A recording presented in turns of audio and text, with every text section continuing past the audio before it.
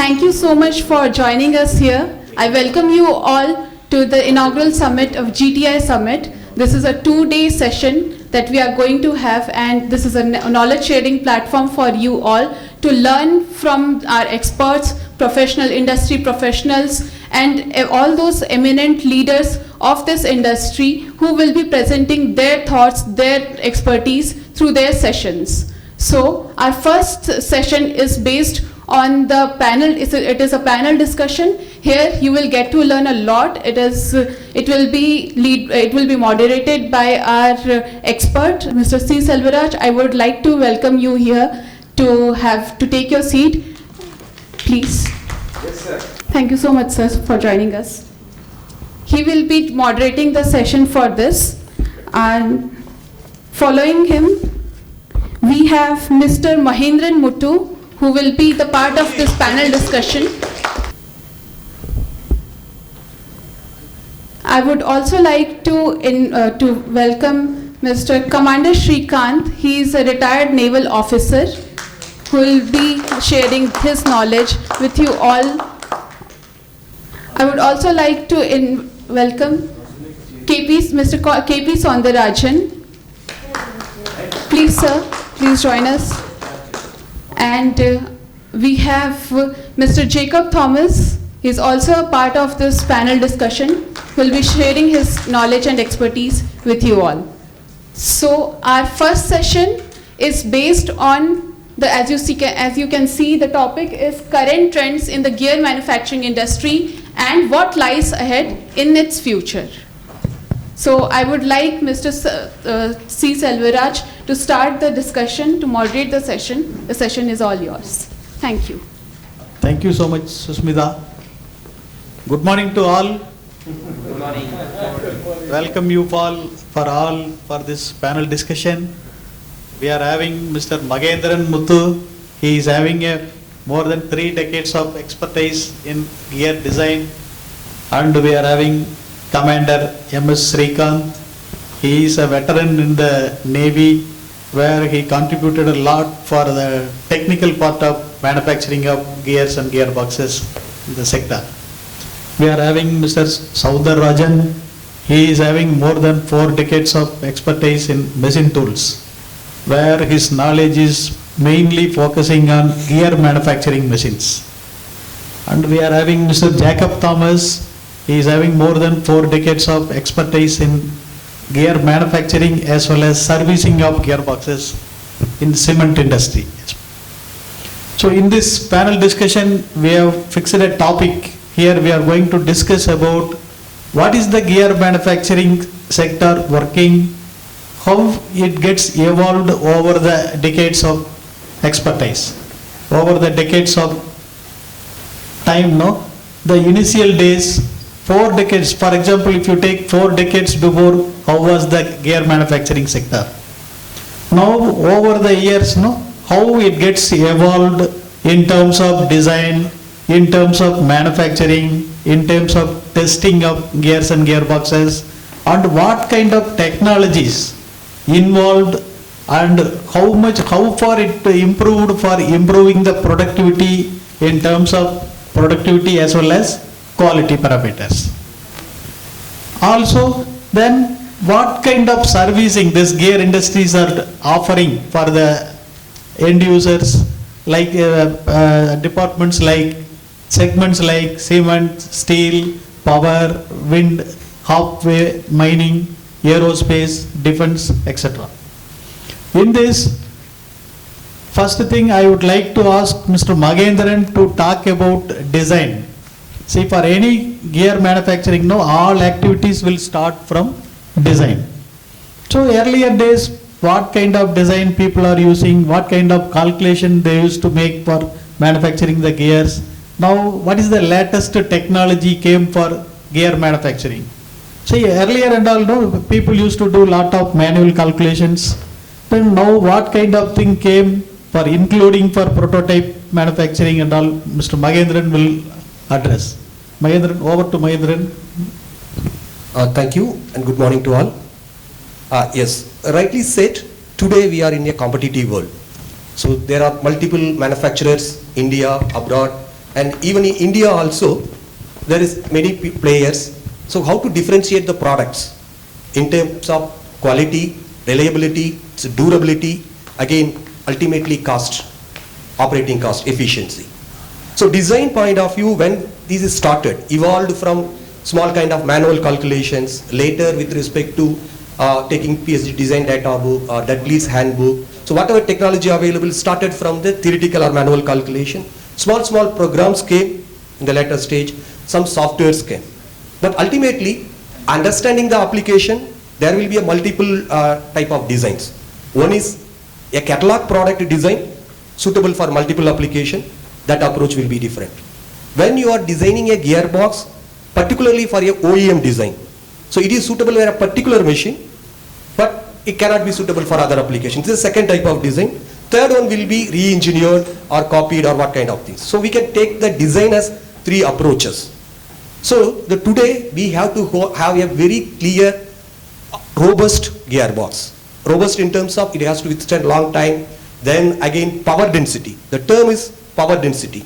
If you see old gearboxes in the sugar plant or cement plant, very large sizes. It will be like a bus size or mini bus size. Today, same torque transmitted through a 1 meter gearbox.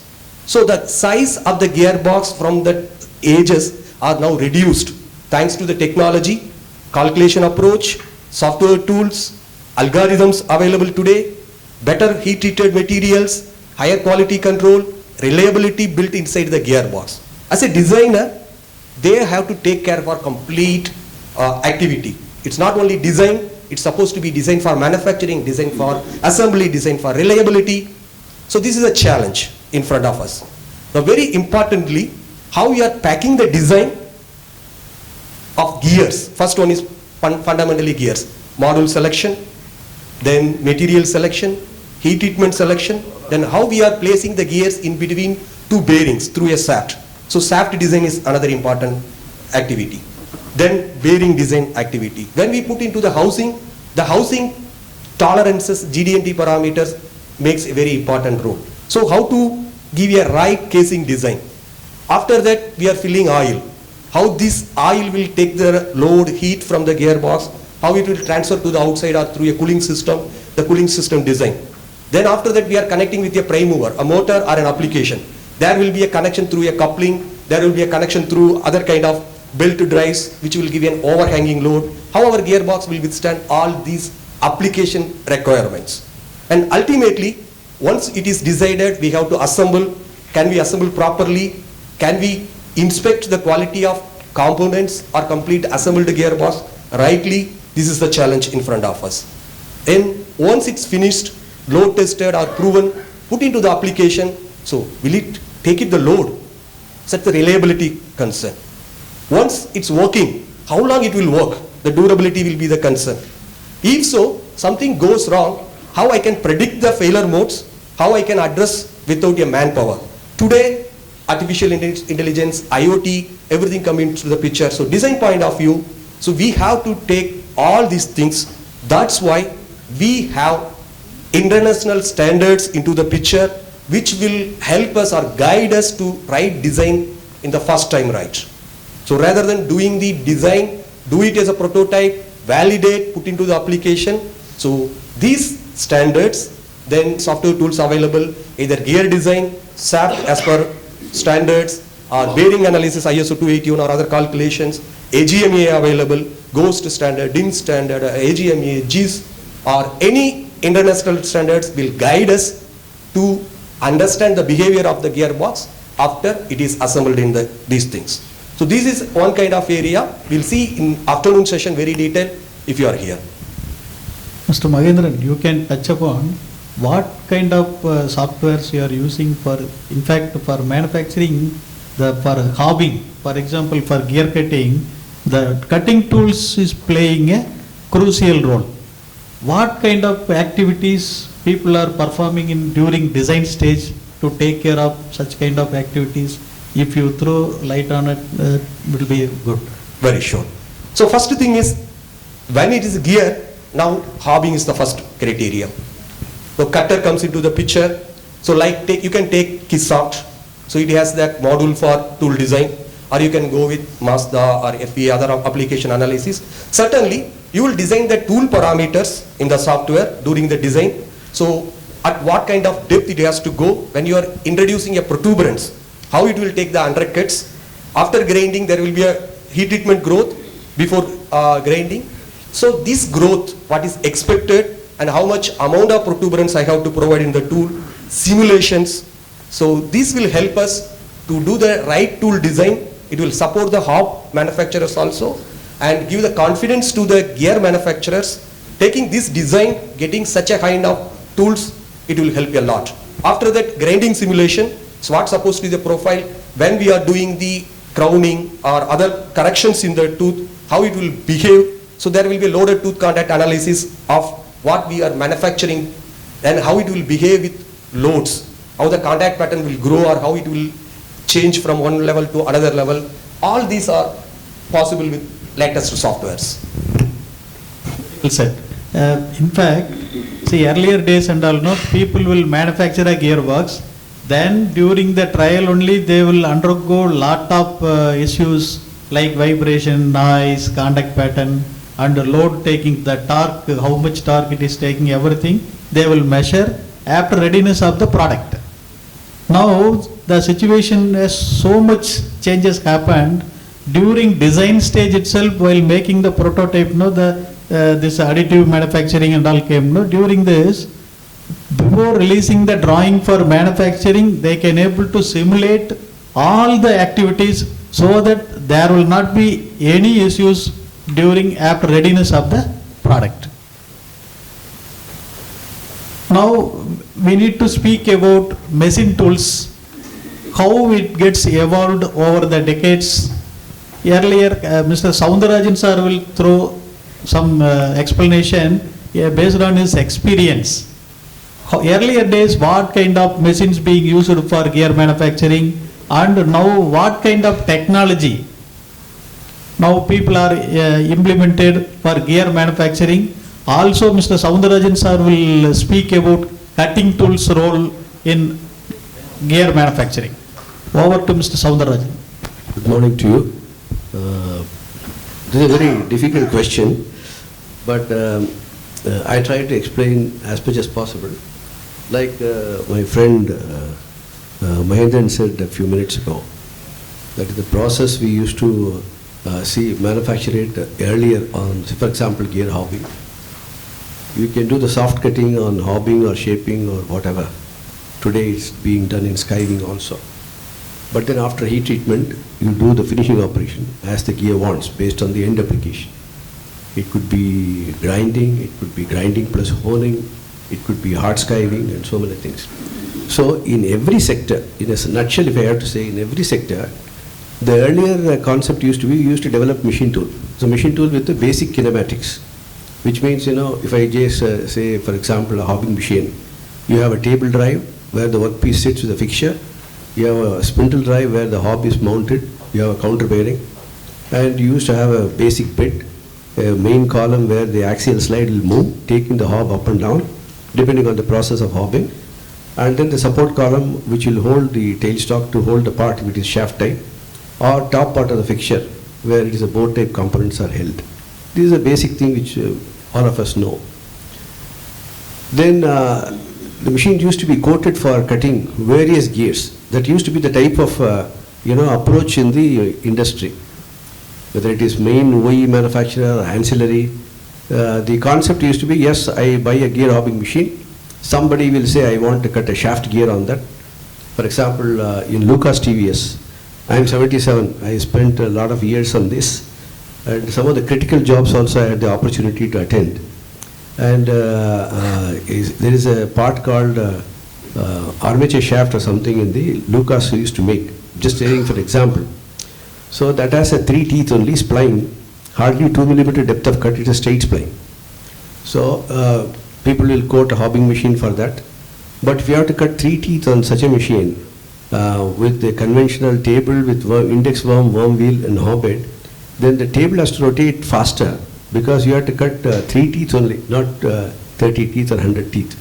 So table rotation has to be theoretically right.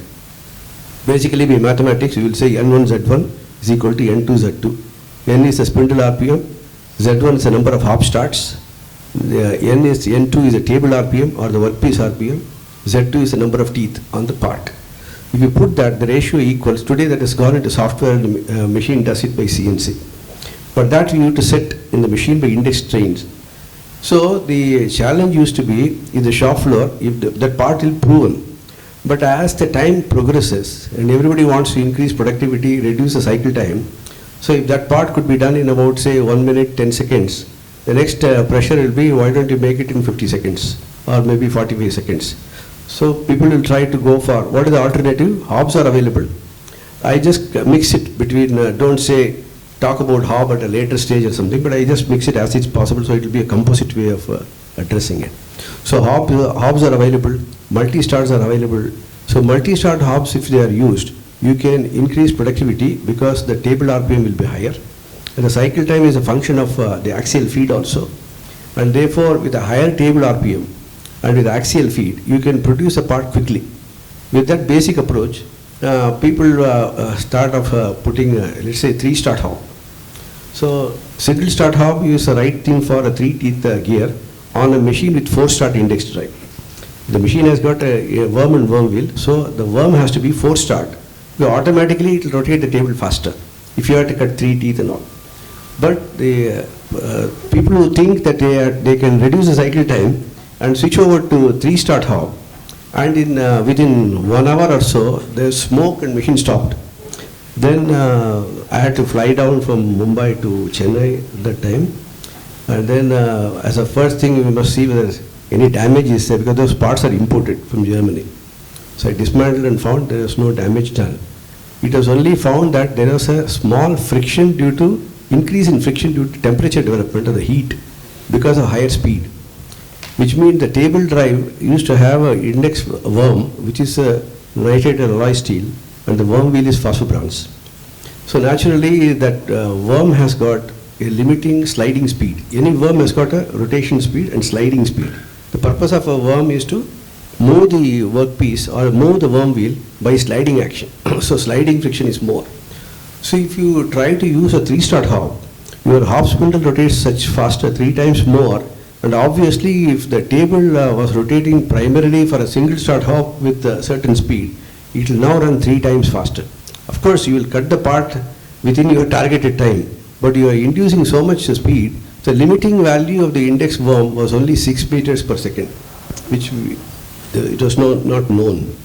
Therefore we have to bring down the limiting speed of the machine by considering the index worm. Normally any of us will know what is the speed which we can, we will say pi dn by 1000, d is the diameter, n is the RPM of the spindle, or hob, 1000 is the conversion for millimeter, meter kind of thing. So you will arrive at some RPM for that, you put it, nothing wrong, people will do it. But not knowing, if you go for multi-start hob, naturally the speed will be high. But the influence of such a thing on the component in the machine tool must be known. So these are the challenges in the past. So we have to face those challenges, not that you are not aware of it, but then you don't think about it when you try to do something in the shop floor.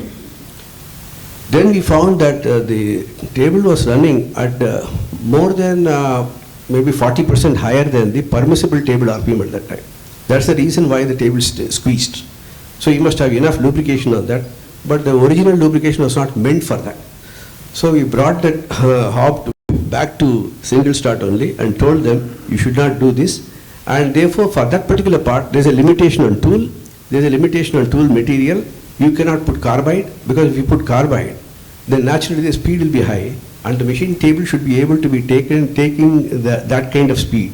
Then you need to have direct drive. Should not have kinematics from main spindle, from the main motor branching out to the speed and then going to the index drive and then parting off to the half spindle drive and to the table drive.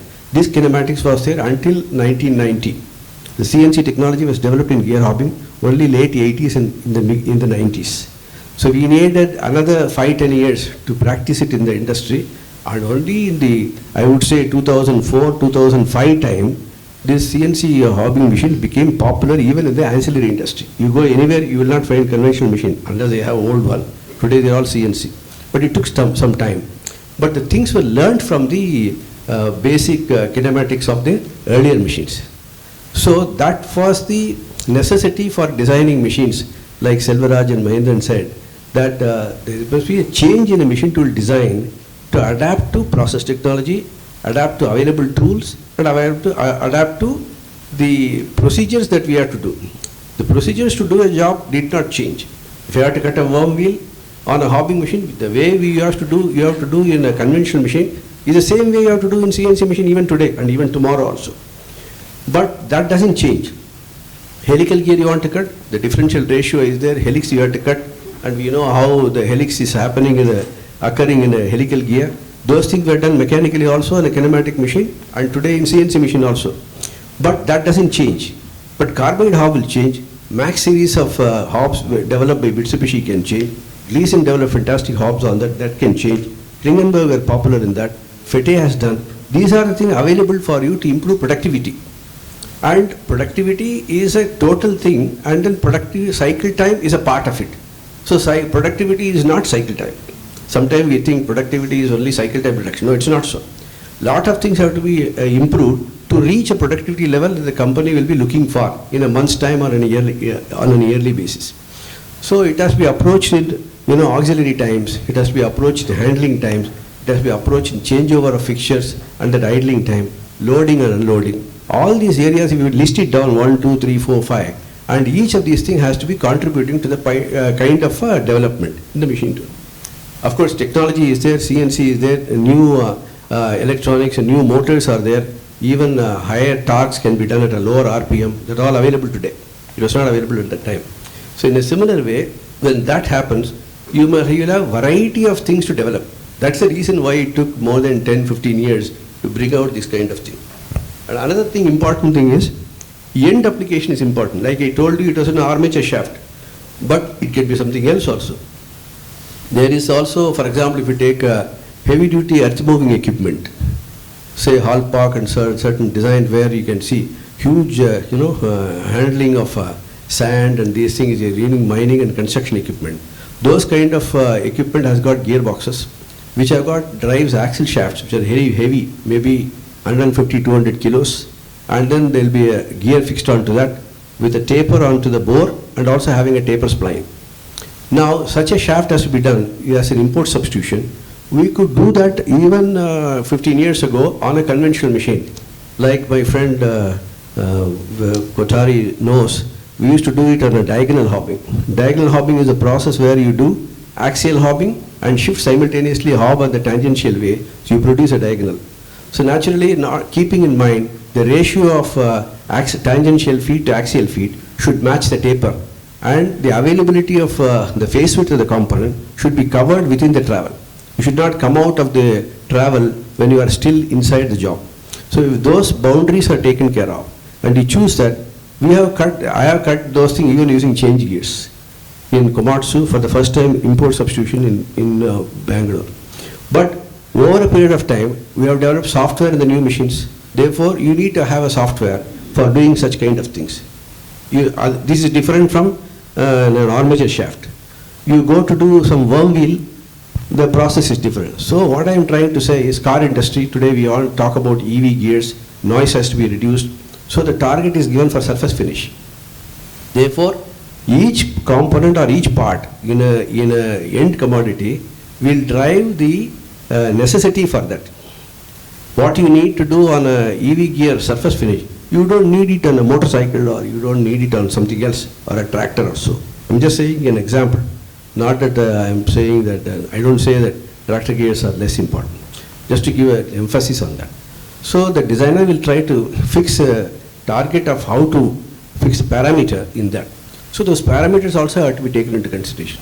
Now where do we do that? Those parameters are entering into the process software.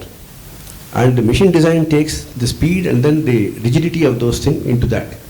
And other than physical quantities like physics, heat, thermal deviation and all, will come from basic physics. So machine design has to take care of it. So in kinematics, how I should have a support column, how I should have a main column, should I have independent vibration there, should I control it? These things will have to address the basic construction of the machine.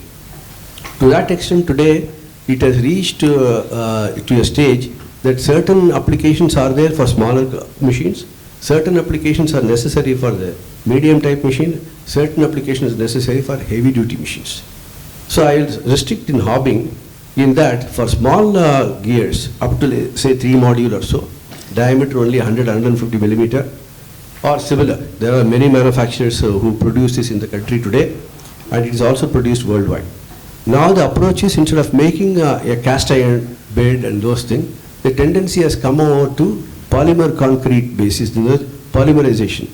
So you can have a mold and make the entire frame of the bed and the main column and main column together, not support column, main column together with instead of support column independently, there will be a column on which the tailstock could be mounted on that. So that kind of shape can be modeled in design, and you can manufacture it by a mold. And the technology has gone to an extent, you can produce such a part within few microns accuracy. So you don't need any special casting, you don't need to stress relieve it, you don't need to machine it. Those things are gone.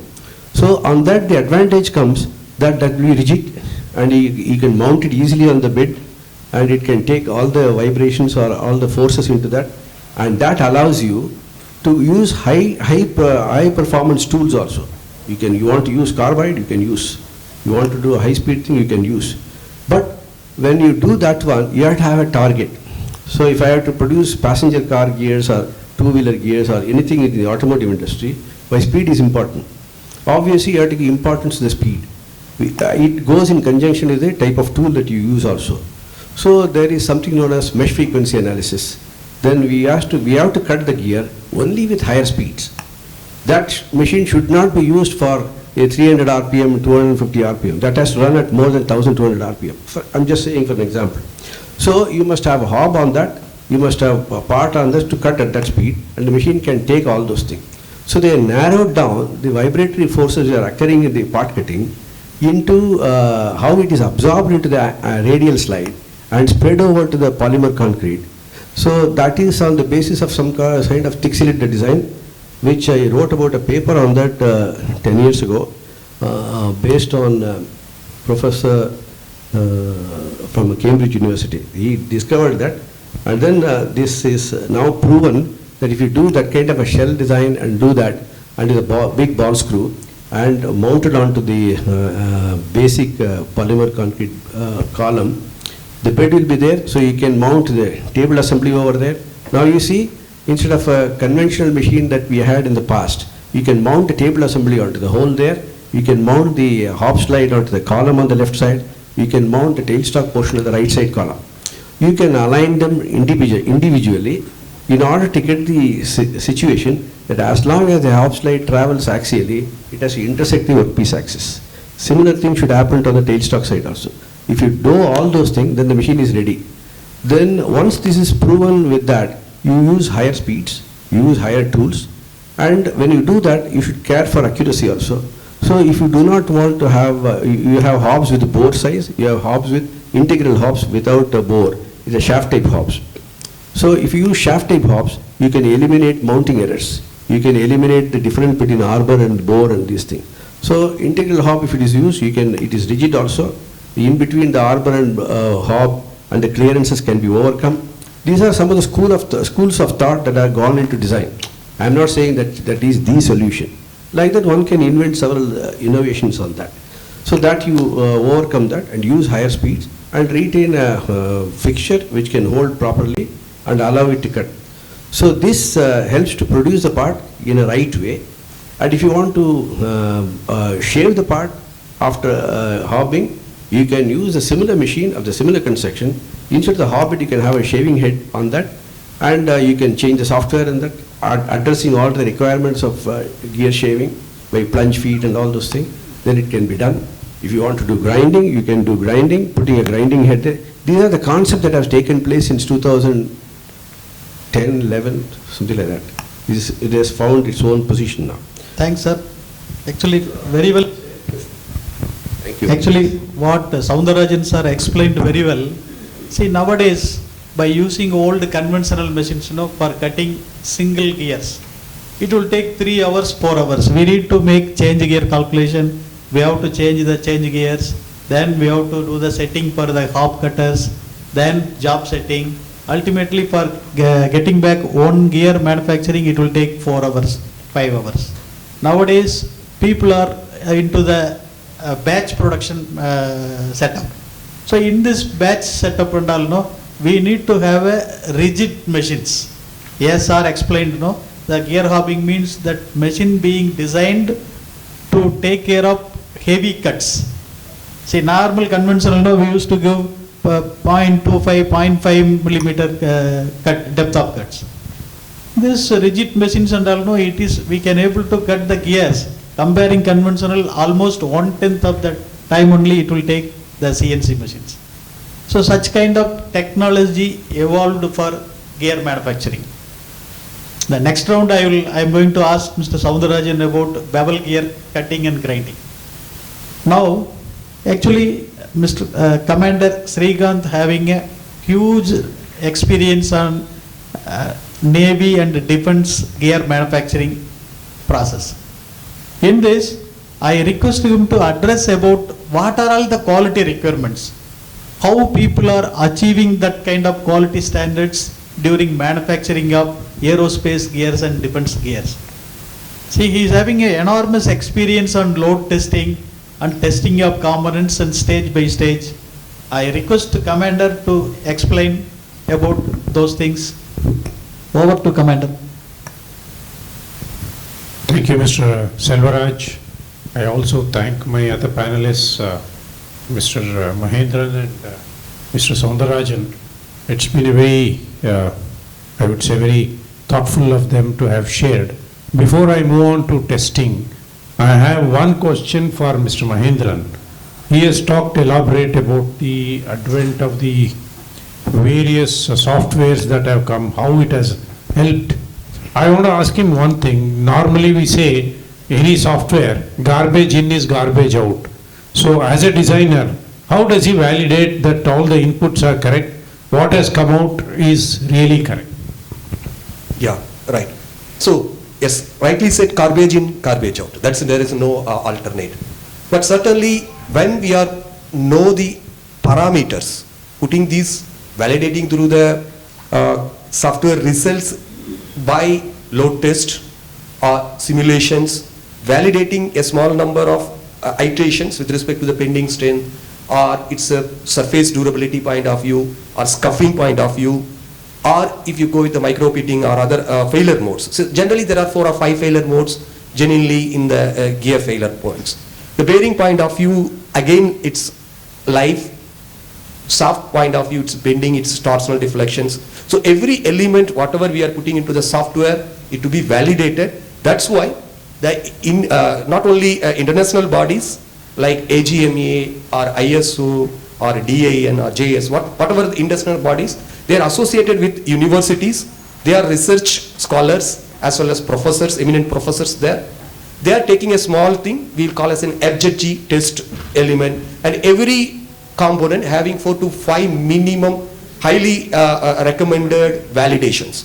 So by validating the material parameter, design parameters, and putting into the load test, later taking the values, correlating the design formula, validating the software output, it may be an FEA analysis, it may be a topology. The topology is another term I just forget in the initial stage, whereas the weight reduction is entirely possible with respect to that in the casing point of view.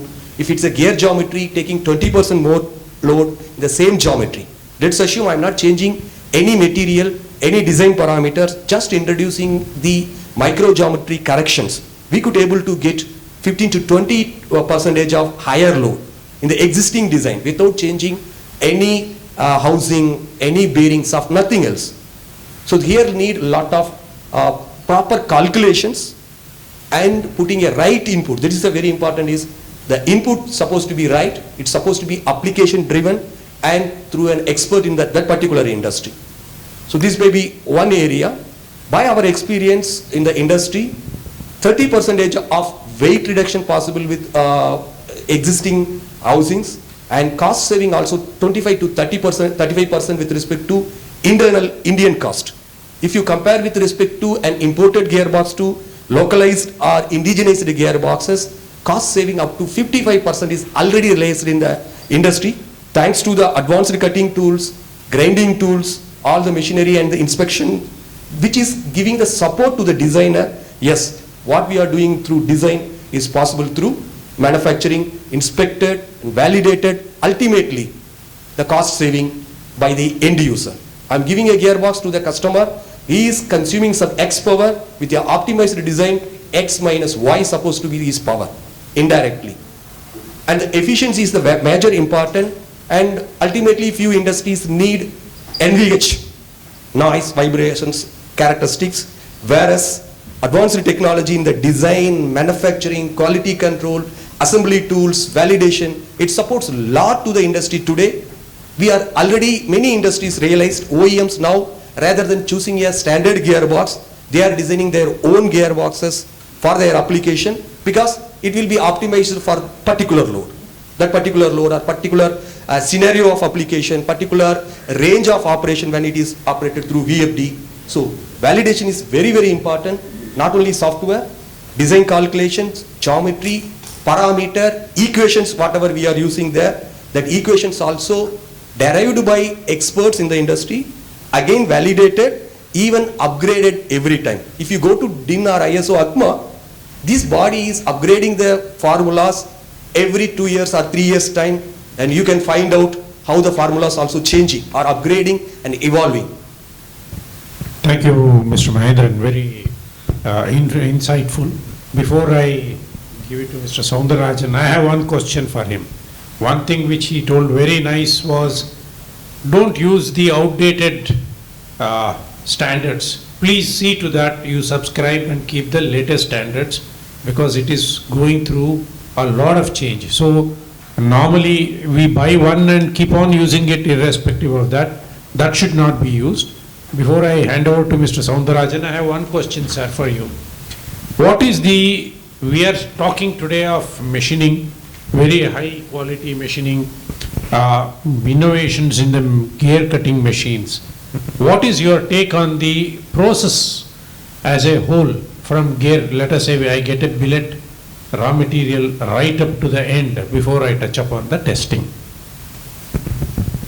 I focus on that at the end process because instead of starting from billet and then going into that to save time, finishing process establishes the quality of the gear. I don't say that the pre-machining can be bad, like it is garbage in, garbage out, that applies there also.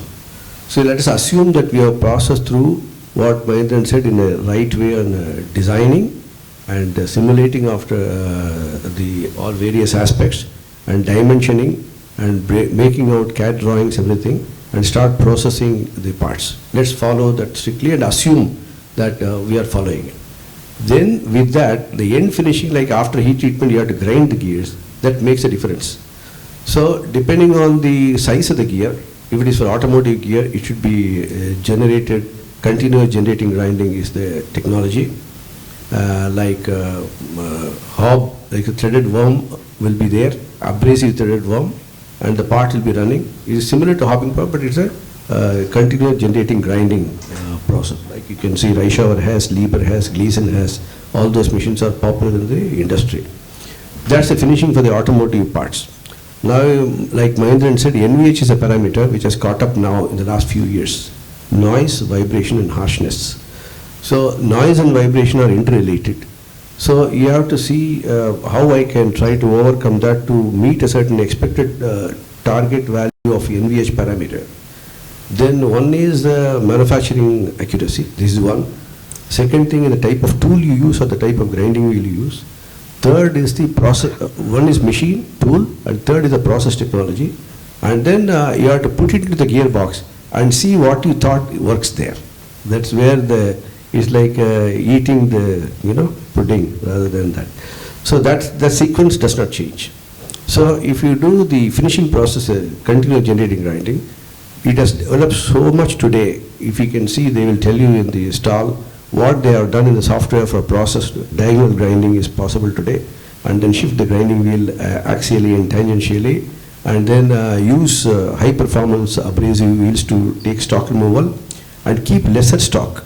Too much stock is bad for grinding, lesser stock, and more than that, remove it in an efficient way. What we say in process as Qmax, QW dash, is a specific material removal volume per millimeter of grinding wheel size, is in profile grinding.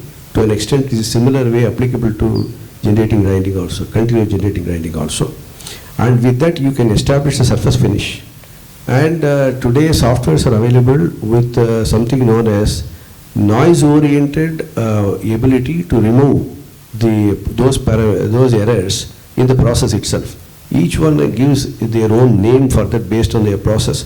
But the goal is that the process is available, which axial feed you must use, which type of tool, and how you must grind it, how you must dress the grinding wheel. Those are the parameters are involved in noise, how to grind the gear against noise process. Gleason has some name, Reischauer has some name on that, but this is addressed. Today it's addressed in the process. And afterwards you measure it and put it in the gearbox. Like Mahendran said, you can measure these values and then see, you can segregate the two, vibration separately, design oriented, rotating parts giving noise is, vibration and noise is one, and structural vibration is the other thing, the gearbox casing and so many things can give a noise, which will be different from vibration due to dynamic rotations. So you segregate the two.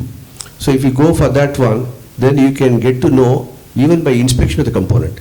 For example, today metrology has gone to an extent, you can measure the gear, take the picture, go on harmonic analysis and use those parameters back into the design and correct the parameters if you are developing a new gearbox. So it is possible to take reading from measurement and also apply certain software to do Fourier analysis on that and bring it back and correct the gear design and go back. And by doing it, you will be addressing that. And afterwards, you can separately address the bearing portion and structural vibration. There is some company called Recordine. And for example, Keysoft works in conjunction with Recordine, and they can take this value out, and that can give you a correction that has to be done. And you can do the correction, both to the housing, as well as you may redesign the shaft, redesign the bearing to address the structural bonding from Recordine, and you can do the redesign from Keysoft, take the input from the measuring machine. It doesn't matter if it's Gleason or Klingenberg or anything, and that should be there. That is possible today. So with this, we can address this scientifically. Thank you very much, sir. It's a very mind-blowing thing that you have said, that the processes have to be taken care right at the beginning. And one very interesting thing that he brought out was, this design is iterative. It's just not possible. I think this is where Mr. Mahendran is going to score, that it is iterative. How we take it into that before I touch upon the testing part of it. Sorry, can you repeat the point? No, I said design is an iterative process, as Mr. Soundarajan said. You do one run, you will get to know some difficulties in the software itself, not that you have manufactured and seen, then you do all the corrections. So this goes through about 4 to 5 cycles. Then only you will have a product design which is just meeting your own conscience.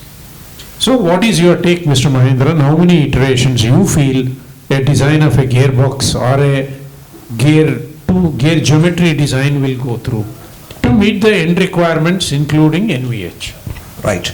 I'll take in the windmill perspective to explain in a better way. So we are installing windmills at Sadara, Kayatar, Kanyakumari, some other locations. The wind is different, means load is different. I'm designing a single gearbox to suit different locations. Loads are different other way. To take that, we are taking the wind loads as a simulation factor. What's the wind load at one place, another place? This is called as load spectrum. Even the machines also, it will run with different speeds or different power. So we will talk as a load spectrum. Taking this load spectrum, putting into the iteration software, it will run even 200, 300 iterations also. So nowadays, these iterations are simplified by automation algorithms inside the software. I'm saying very simply, I need 20 kilonewton torque to be transmitted through my output shaft with an overhanging load of axial force, radial force, some Newton. With respect to that, the motor will be 1500 RPM. This is the input available from the application end. Putting it inside the software, it will iterate, adding module from 2 module to 10 module, adding 0.5, 0.2, whatever increment we require. Then changing the helix angle from 11 degree to 17 degree, 0.5 each. Then increasing the phase width. Putting all as an algorithm together. It's a multiple, what we can say, matrix algorithm inside.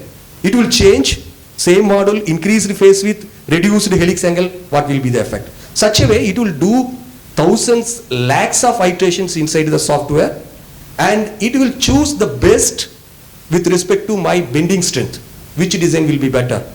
For the pitting strength, which design will be better. Which design will not go to the scuffing failure, which will be better for my micro pitting application. So it will suggest the best design automatically rather than the designer choose one by one. So such a kind of intelligent algorithm built inside to take the right design from the application. Thank you, Mr. Mahendran. It was a very wonderful one. Now I move on to the next topic which Selvaraj asked me to speak about. Basically testing. Now, as Mr. Soundarajan said, testing, the proof of the dinner lies in eating the pudding. Therefore, when you come especially to certain areas of application, whether it is aerospace and defense, you cannot afford a failure. A failure is catastrophic. Let us say a gearbox fails when you have fired a rocket into the air. That is the end of the whole rocket. Everything is gone. Similarly, if you take a tank and you have a failure, you become a sitting duck and you lose out.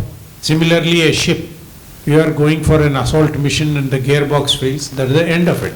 Or you are moving away after an assault because everybody can locate from where the assault was. Therefore, you have to quickly move away. Those places, any small failure is going to be a catastrophe. Therefore, what is done in these special application is, it is put through a very rigid testing routine.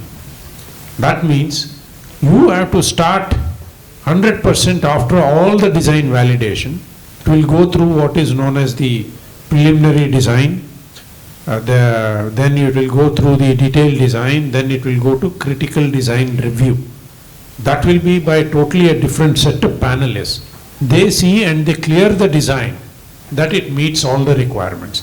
After that, the manufacturing process, right from billet selection, manufacture of billet, through each process, heat treatment, whatever it is, up to finishing, super finishing, is taken care. Then it has to be assembled. Even assembly sequencing and what is it to be checked and what are applicable limits is well laid down. After that, you run it. You have to run it at least for 100 hours minimum. Any gearbox, even a proven gearbox, has to be run. And every time you run, you have to open up the gearbox, see how it has behaved, whether it is the bearings or the gear tooth contact, that is seen. If everything is okay, it is boxed up and sent. If any abnormality is seen, it goes again back to the designer's table. This is the method of testing. And if it is a de novo design, that means for the first time we are doing, 100% load testing becomes a mandatory requirement. That brings us to the challenge. Let us say I have a 5 megawatt. Do we in India have a 5 megawatt testing? No, we don't have. How do we overcome? These are some of the challenges that today we are facing, and one needs to look at it. Earlier, I remember we did the back-to-back testing. We estimated efficiency and said this is fine. No longer today people are accepting just the back-to-back. They want breakdown of the efficiency. If I say my gearbox is 98% efficient, what is this? Has to be seen. What is this 2% from where, which angle it has come? And the third thing is, how do we ensure maintainability? Because your turnaround times are very, very short. If you have got stuck at high seas, or maybe you are in the desert area, maybe in the Chinese border, you need to put that back. Therefore, there are various other requirements which go into servicing. I think that's another area which certainly requires deliberation. Thanks, Commander. Of course, you used to your experience, no, you put pressure on the manufacturing team to get the strip test. Whenever any kind of gearbox is being manufactured, no, he used to insist to do the strip test so that we can see the complete gears, how it behaved when it going for a load test. So that is mandatory for aerospace. Thanks, Commander. And now over to Mr. Jacob Thomas. He is having more than 4 decades of expertise in gear manufacturing, and of course he played a role as a quality control engineer also in cement industries. He used to represent the cement industry and he did lot of servicing of gearboxes. Sir, I would like to request you to speak about what kind of gearboxes being used in the cement industry, and based on your experience, how the gear manufacturers are contributing for the cement industry for improving the productivity as well as their efficiency. Thank you, Selvaraj. And my colleagues are already explained about lorry to lorry. Okay? Material, design, manufacturing, testing. And my part is after sales service. Service is a critical area. That means utilization, how you utilize. Everything is depend on in the initial stage from the raw material, design, again assembly, then testing. Most of the cases, failure can occur in the no load test. As Mr. Srikanth says, load test, it is possible to recognize where the failure occurs. One, if there is a failure, open it, check everything. Future for the mass production, we can accommodate that errors. But according to me, in past experiences, failure, there should not be any failure. Gear design is endless.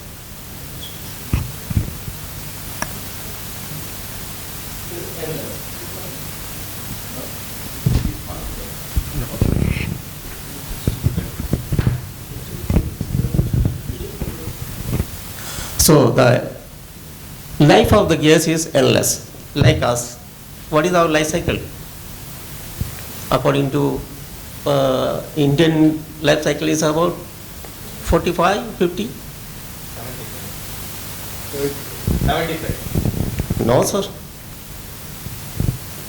See, normally You are assuming designers, 75. The earlier stage is okay.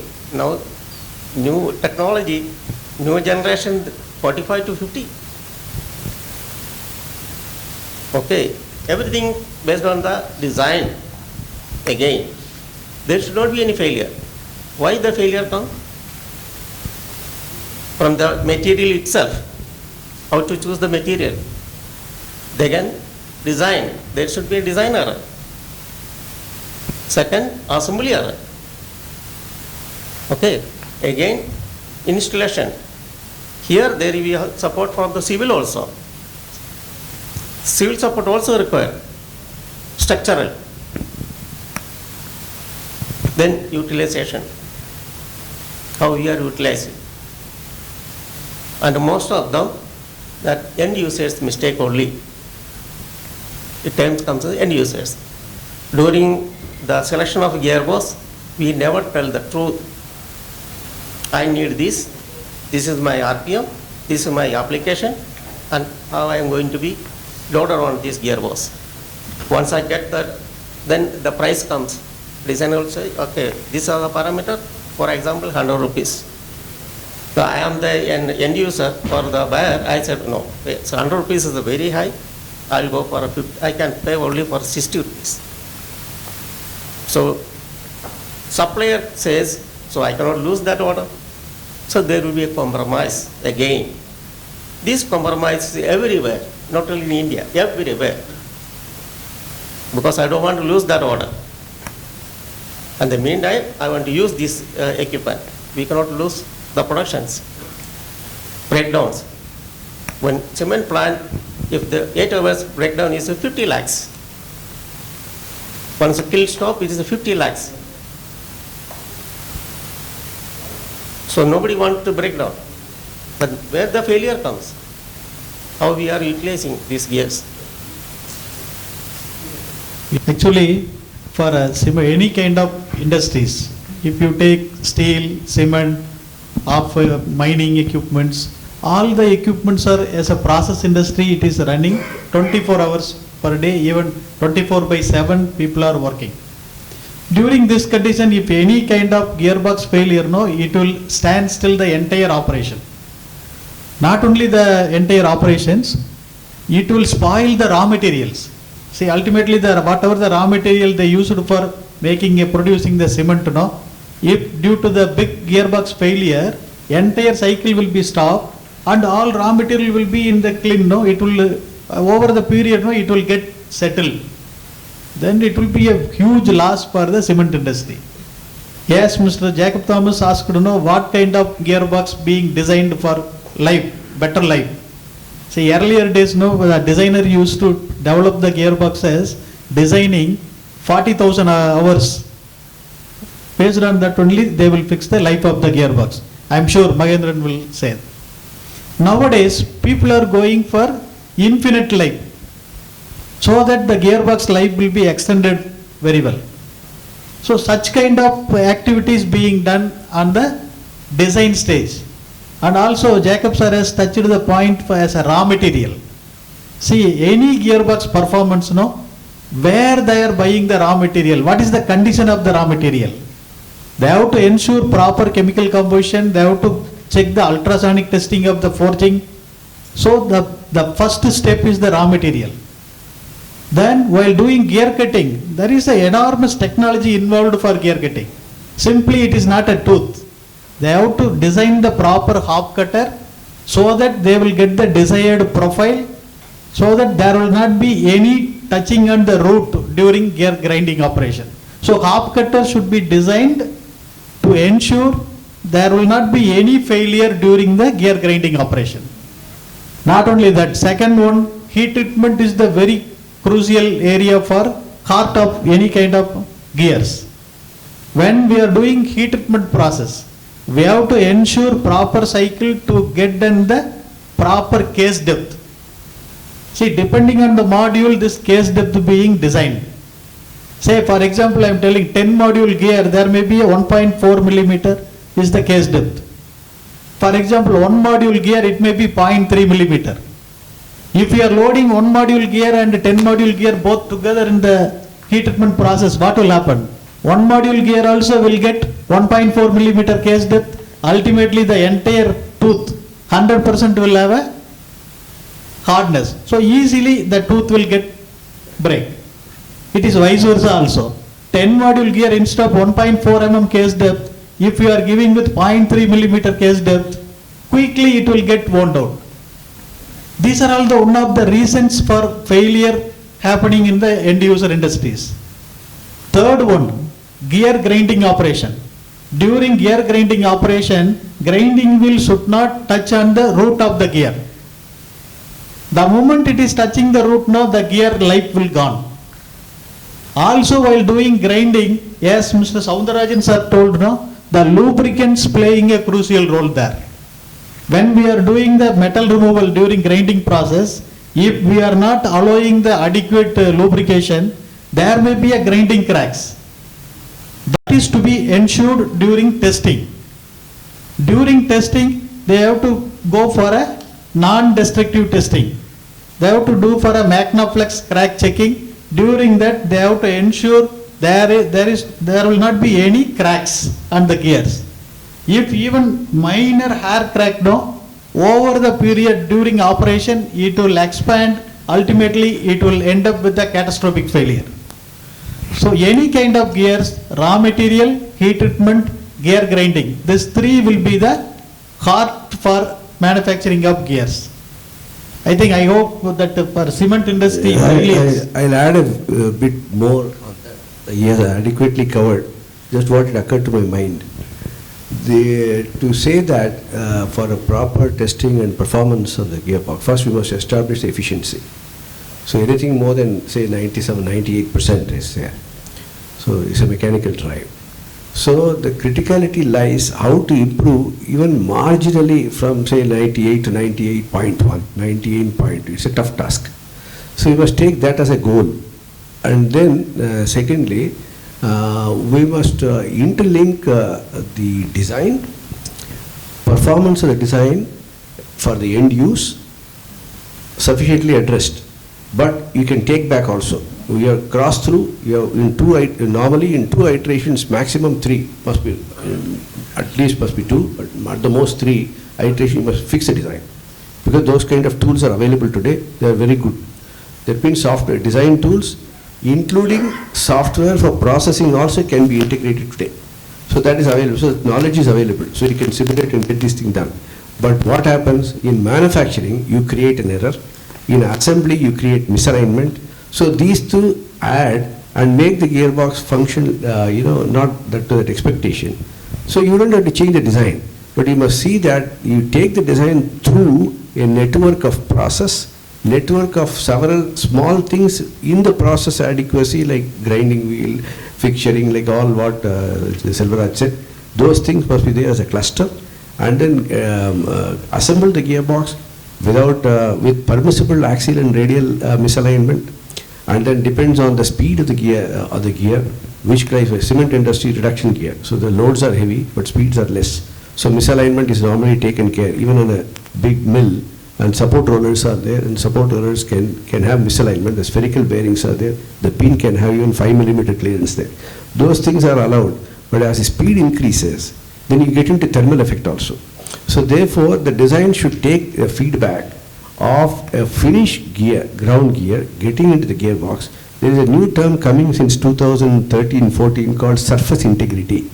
I read it in CIRP annals in the learned society meetings there, and they used to get the feedback. On the finished gear, you must measure what is known as surface integrity. Below the tooth flank surface, it has been ground, or whatever, in automotive it could be ground, sky. Let's say a particular application, assume ground.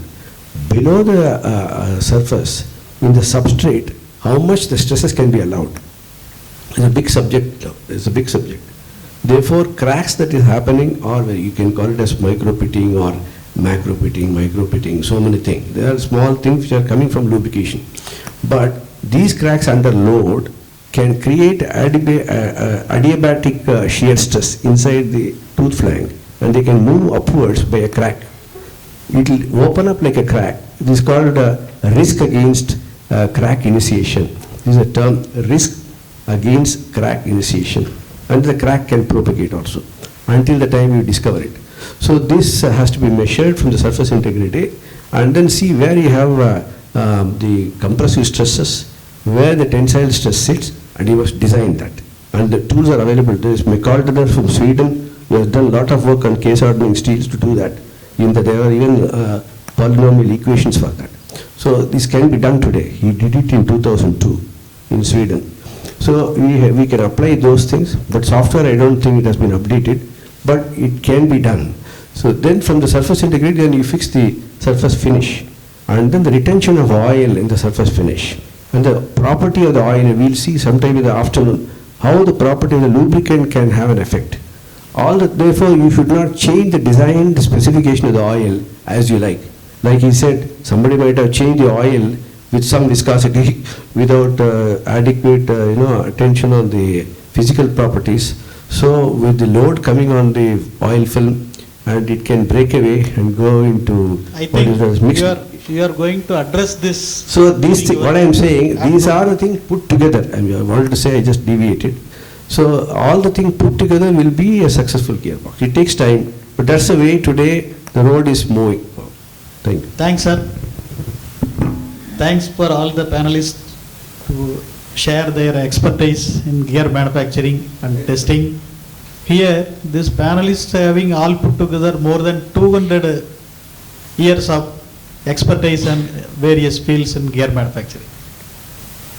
Now, thanks for participating. Nice discussion and good presentation actually. Even you highlighted even the concern in cement industry where you have business loss. Mr. Srikanth sir actually talked about the Navy and other concerns which are related to directly to the safety of human being. Yeah, so very much important. Just to understand from the testing point of view, say like in automotive world now you see that the warranty is increasing. Everybody talks about the higher kilometer, longer drain of the lubricant and gear system. So earlier it was 80,000 kilometer was the target. Now it is going towards 500,000 kilometers. So automotive world industry is not actually able to invest that in field trials to demonstrate that performance because it is taking huge time, number of years to actually prove that. So are there any possibilities like we can actually then with the mechanical testing or somewhere we can predict how long that gears would extend or even the lubricant can go ahead with? So anybody from you? Yeah, it is a Right. So the challenge is in front of the designer first. So when he is designing a particular life, whatever required, this challenge from the cost point of view, hours point of view. The test and reliability cannot go with actual load for its the 1000 hours. So now we have highly accelerated load test. It's called as HALT. It's practically possible. Most of the windmill people used to do that. 30 to 50% overload. This concept is on Miner's law. Number of stress cycles. When it is increased, the material will yield and it will try to fail. So this HALT technology, putting the load into multiples, means instead of 100%, it will be 130 or 140% overload. So the stress will be more, the number of cycles will be reduced. So that a life of 1,50,000 hours, which is expected for GL certification for any windmill gearbox, it's simulated within 300 hours of operation in a load test, accelerated load test. Automobiles also trying to use this as a HALT test for major activities. It's nothing but simulated overloading through the test rig with higher level of stress level. Okay. Including lubricant related activity, included component failure. But this is reliability very essentially. Later when it is extended up to 300 hours or 400 hours, within that time they will pre-estimate the durability also. My design life of 1,50,000 hours, how it will be performed within 300 hours of load testing and giving the confidence level. So this is the one technique available today. Thank you, sir. Performance of the stresses at the root, how we can address in design, to how to modify the load for better performance. It is the stresses at the today the instead of compressive, even tensile stresses also have come up very well in automotive industry. For example, speed gears or the high performance rear end gear, they also are addressed in this way. Therefore, that is a domain. In that domain, we address it. Whether you want to change the material or you don't want to change the material, and sustain it with the lubricant and without this. That gives you an advantage of marginal improvement to whichever percentage you see. And thereafter you may have to change the design. You cannot jump from one to the other one. It has to be in steps. Next question. Yeah, hi. Thank you for the wonderful session for last 1 hour. I really loved it. I could see that you are going to touch on the EV part on the upcoming session. So let me have the discussion there separately. But right now I will have the discussion with Q prime, which Q dash, which has been spoken on the panel. See, we see a Q prime is very important parameter at a finishing stage for a single rib and multi-rib when we touch on auto or when we touch on an industrial part. On what way this material removal on industrial and auto plays a role? See, I could interfere. This may be my opinion. I may not be right, or I require your suggestion over it. See, it is a good question. Actually, for normal industrial gearbox manufacturing, no, people are using for pit type furnaces. In this, the distortion will be little bit higher than comparing the seal quench furnaces. Okay. Auto industries know, since it is a batch production, they want to improve the productivity. How to improve? You want to minimize as much as possible metal removal. Okay. So that they will take care during gear cutting stage itself. See, normally, the industrial gearboxes, people used to keep 0.4 millimeter, 0.5 millimeter size for grinding. But automobile industries, you can't find that much size, maybe 0.1 millimeter. In the flank, they used to keep the grinding allowance. Again, while going for heat treatment, if they are going for seal quench furnaces, the distortion almost negligible. So that if they are removing 0.1 millimeter itself, enough to get the required profile and the gears. Okay. So automatically the productivity will increase, and also for smaller modules, majority of the automobile industries, the modules will be well below 5 modules. Yeah, correct. So naturally the machines what they are going to select for gear grinding will be multi-rips. Yeah, it would be ratio. Naturally you know very well the multi-rip, single rip, comparing that, multi-rips will have a more productivity. Yes, cycle time is also less and Yes. the number of operations. Hope I have answered your question. Yeah, basically I could understand that it is only in the heat treatment stage, not on the finishing stage. Not only heat treatment, for gear cutting also they are taking care to reduce the grinding allowance. To stay on the same topic, Yeah. if you, like he said, heat treatment is done, as he explained. When you come back to grinding once again, if it is automotive parts, generating grinding, as I said, noise control things are possible. This is on the quality. EV gear can call for a quality. Yeah. Even the EV manufacturers may not know what surface finish he needs. This is my question to the researchers. But he may say, I want this. But they may not be able to say. Some of the R&D people told me in email that we are also trying to give you the best. You go and ask them, they will say, I would like to give you in submicron level and all. That's why in threaded wheel grinding, I come to polishing also today. Yeah. Which was there in Liebherr a few years ago, I remember 2003 if I remember. But this comes to practice now in 2024 because there is a prominent thing. Now this is the requirement of a customer because there is nothing mechanically, only battery is there, so people will hear the noise. So they want EV to be silent. This is it. Now switch the same subject to bigger gears and then heavy gears. Then you do profile grinding of that. Don't do generating grinding. Profile grinding, you can improve QW dash. It is required because you have to improve productivity or cycle time reduction and improve basically productivity, automatic loading, unloading and sort of things. But there you can try to do that by systematically dividing your, there are two methods, infeed, equivalent infeed and the constant material removed on the grinding allowance portion. There are two things at perpendicular direction. Okay. So if you can divide the cut in such a way that you can cut in 2 or 3 cuts, that each cut, the volume of material removed does not vary much, then you don't strain the grinding wheel. And because of that, you don't strain the stress on the component, and the surface integrity can be left undisturbed to an extent. This is like rough finish. Necessarily to be kept in mind, otherwise we can keep talking hours together. Okay. This is a must. Therefore, Aachen University in 2013 published an article in gear technology, and they use, for example, the continuous generating grinding, you can use CBN wheel. And way back in 1992, Professor Yokogawa in Japan found that the stresses, if it is done by CBN grinding, it improves the life of the gear. Nobody agreed to that in 1992. And now everybody will say that is correct. And it has been proved in Aachen also. For the same gear, same thing, by changing the grinding wheel from this to CBN, they could improve the number of load cycles before a crack or any failure can occur, more than 60-70%. But these are available in research and results are there. You must try to commercialize and then do this properly. Similarly, if you do the grinding without touching the root, you must make sure that the surface finish that you are getting in the root also is to be checked back in design, how your bending strength is getting impaired on that. You cannot hop in any way you like and don't do the grinding in the root, but do that. That's also a not right thing. So you have to address it in hobbing itself, what the gear has to be after case hardening, and when the load is applied on the tooth flank, where the root is not finished ground. That should be the thinking in the mind in the design itself. Not what I simply know.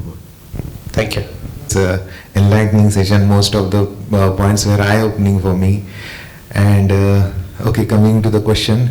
So maybe for Soundarajan sir, you say that noise is NVH is a critical parameter in today's say EV, or even in, I belong to a miniature gearbox design sector, so they are also where the instruments are used in medical segments.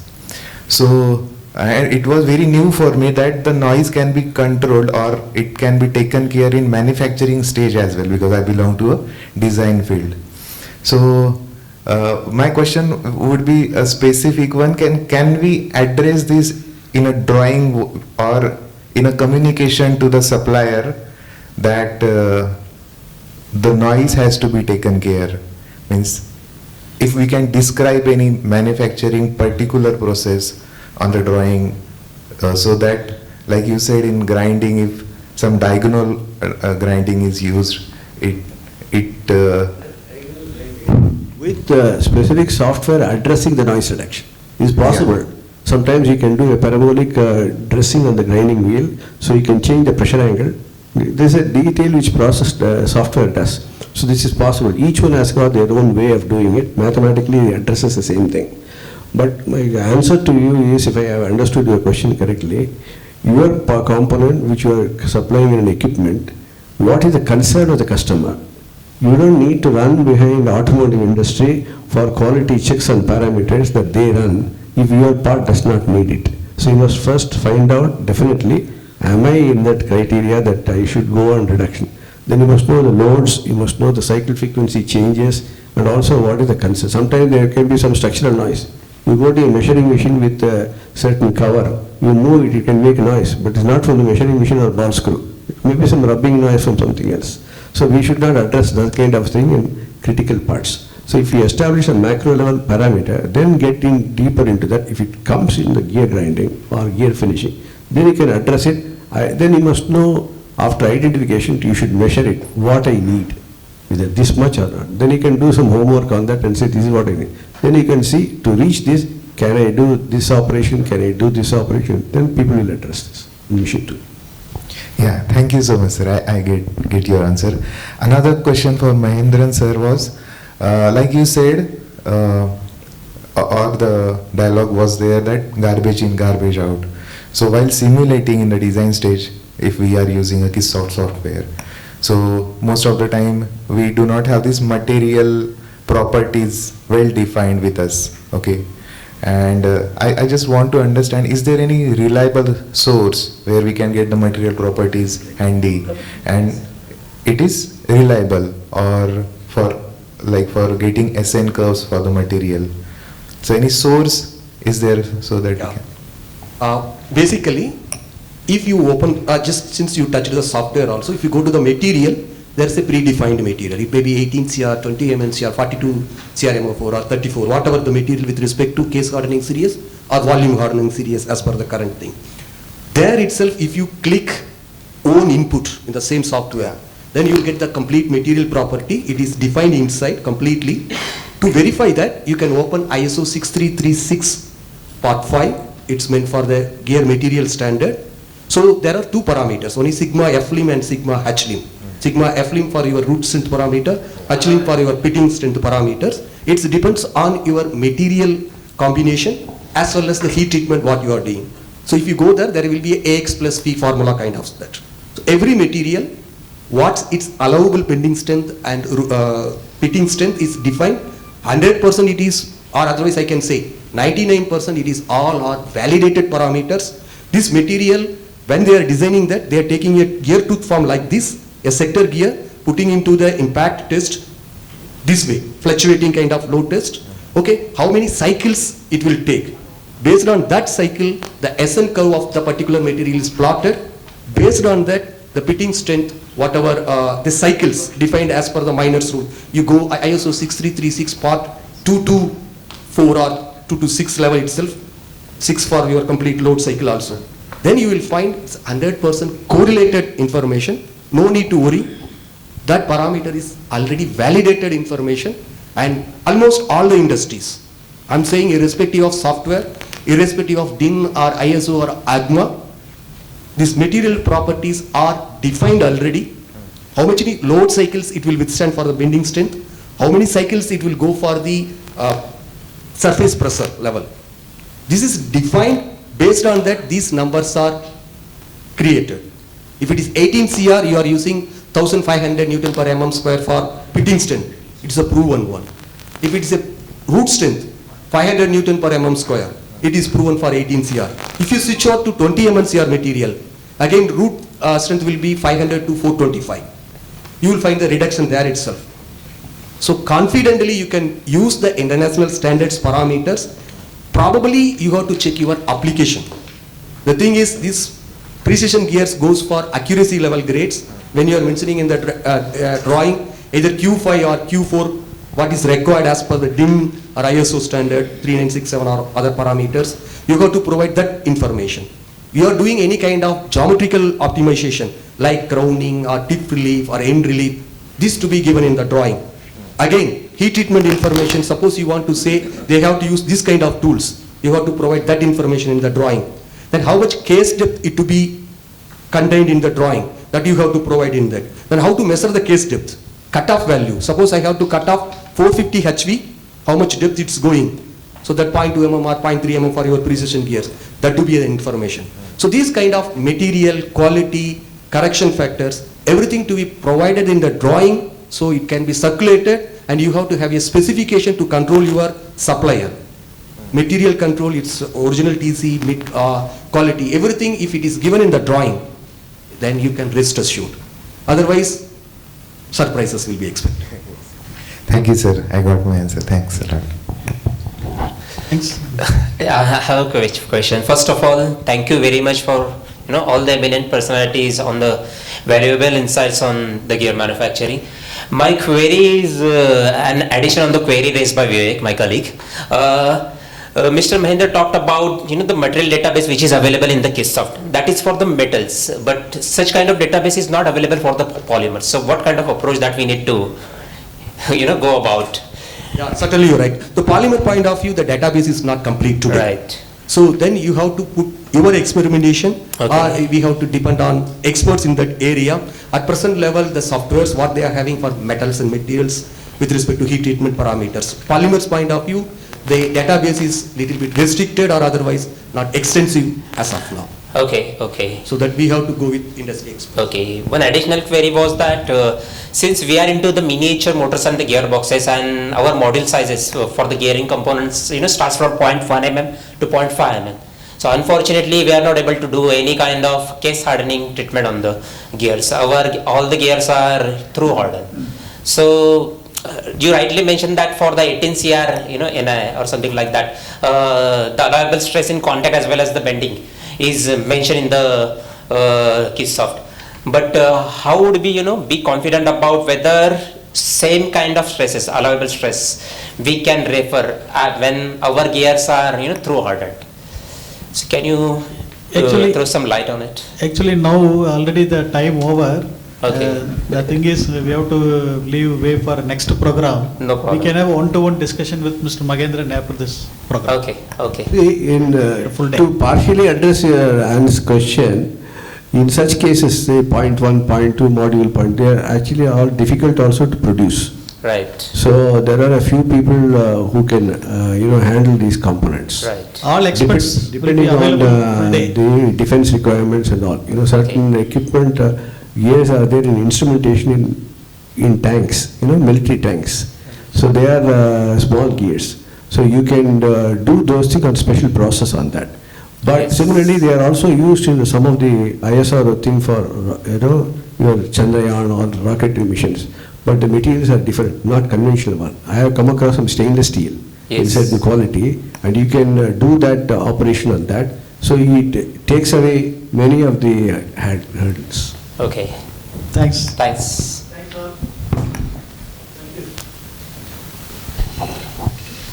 Thank you so much for this elaborated discussion, and we got to learn a lot about the design aspect of gearbox and where are the challenges are lying there, and how come we overcome those challenges with the design. And also we learned how intelligent designing can be done to avoid the iteration, even though it's an iterative process, but the system understands what lies there and how can we do it, eliminate it without the human presence. So, and also we got to learn a lot about what is the role of lubricants, and I would like to thank Mr. Selvaraj for moderating this whole session. I would also like to thank all the people who raised their concerns, who raised their questions, and I hope you got the right answer. If you have any questions after this discussion, you can just go to the concerned person, and they will definitely answer your questions. Thank you so much. Yeah.